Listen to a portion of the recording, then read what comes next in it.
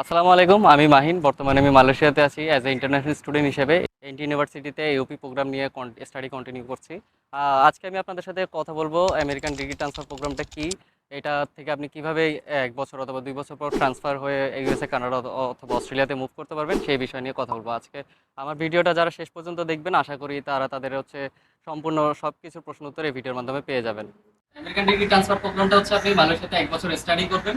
24 credit complete হলে আপনি যে কোনো কান্ট্রিতে মুভ করতে পারবেন, ইউএসএ, কানাডা, অস্ট্রেলিয়া, যে কোনো কান্ট্রিতে মুভ করতে পারবেন। কিন্তু সেক্ষেত্রে ভার্সিটি কিছু রিকোয়ারমেন্ট আছে, সেটা আপনার অবশ্যই ফুলফিল করতে হবে। যেমন সিজিপি আপনার রাখতে হবে মিনিমাম 2, আর ক্লাস অ্যাটেন্ডেন্স রাখতে হবে মিনিমাম 80%। এই দুটো রিকোয়ারমেন্ট যদি আপনি ফুলফিল করতে পারেন, অবশ্যই আপনি 1 বছর পর ট্রান্সফার নিতে পারবেন। আর যদি এই দুইটা রিকোয়ারমেন্ট যদি আপনি ফুলফিল না করতে পারেন, তাহলে ট্রান্সফার নেওয়াটা একটু কষ্টকর হবে, একটু না ভালোই কষ্টকর হবে। আর আমেরিকান ডিগ্রি ট্রান্সফার প্রোগ্রামে আসতে আপনার মিনিমাম এসএসসি পাস হতে হবে, আর আইএলটিএস এ মিনিমাম 5.5 থাকা লাগবে। আপনি আইএলটিএস উইদাউট আইএলটিএস আসতে পারবেন। সেই ক্ষেত্রে আপনাকে ইউনিভার্সিটিতে আপনার ইংলিশ দিয়ে একটা প্রোগ্রাম এখানে করতে হবে, যেটা ইউনিভার্সিটিতে এটা ফ্রি করা যায় স্টুডেন্টদের। কিন্তু আমি বলবো যে আইএলটিএস বা কোনো ইংলিশ প্রফিসিয়েন্সি দিয়ে আসাই ভালো, তাহলে আপনাদের এই টাইমটা ওয়েস্ট। আমি আগে বলেছি যে 24 ক্রেডিট অথবা 1 বছর আপনার কন্টিনিউ করতে হবে। 24 ক্রেডিট কমপ্লিট করার পরে আপনি যে ট্রান্সফার নেবেন, সেই ক্ষেত্রে আপনার ভার্সিটির কিছু রিকোয়ারমেন্ট আপনার থাকবে, সেটা অবশ্যই আপনাকে ফুলফিল করতে হবে। যেমন আপনার ক্লাস অ্যাটেন্ডেন্স 80% থাকতে হবে, আর সিজিপিএ মিনিমাম 2 রাখতে হবে, না হলে আপনি এলিজিবল হতে পারবেন না।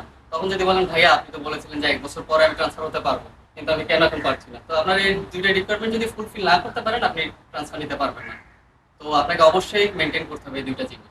আর আমেরিকান ডিগ্রি ট্রান্সফারের টিউশন ফি আপনার টোটাল যারা 1 বছর কন্টিনিউ করবেন, সেই ক্ষেত্রে 26,000 রিঙ্গিত, অলমোস্ট অ্যারাউন্ড 26,000 রিঙ্গিত লাগবে। তো আর যারা 2 বছর করবেন তাদের 44,000। এখন 2 বছর কারা করবেন? যারা ধরলেন যে আপনি 24 ক্রেডিটের পরে আরো ক্রেডিট এখানে করতে যাচ্ছেন, সেই ক্ষেত্রে আপনার 30 ক্রেডিট বা 40 ক্রেডিট যেটা করেন, সেই অনুযায়ী আপনার টিউশন ফিটা আসবে। পার ক্রেডিট এখানে উইদাউট স্কলারশিপে পার ক্রেডিট আপনার 723 আরএম করে দিতে হবে। এখন আপনি যতগুলো ক্রেডিট এক্সট্রা করবেন, সেই ক্রেডিট অনুযায়ী আপনার টিউশন ফিটা ধরা হবে। অনেকে প্রশ্ন করছেন যে ভাই আসলে কি এটা আপনি আমি কি ট্রান্সফার হতে পারবো 1 বছর পরে? সেটা আমি আগে বলছি, অবশ্যই আপনার এই দুটো রিকোয়ারমেন্ট ফুলফিল করতে হবে। এই দুটো রিকোয়ারমেন্ট যদি ফুলফিল না করেন, নিতে পারবেন না। আর আপনি নর্মালি একটু চিন্তা করেন, আপনি বাংলাদেশে যদি নর্থ সাউথ ব্র্যাকের কথা আমরা বলি, ওখানে মানুষ 1 বছর 2 বছর পড়ার পরও কিন্তু ইউএসএ, কানাডাতে ক্রেডিট ট্রান্সফার করে। আপনি মালয়েশিয়াতে স্টাডি করছেন একটা ইন্টারন্যাশনাল স্টুডেন্ট হিসেবে, আপনি এখান থেকে 1 বছর পর অবশ্যই ট্রান্সফার নিতে পারবেন। যদি বাংলাদেশ থেকে মানুষ ক্রেডিট ট্রান্সফার করতে পারে, মালয়েশিয়া থেকে অবশ্যই এটা পসিবল। তবে আপনার রিকোয়ারমেন্ট গুলো অবশ্যই ফুলফিল করতে হবে।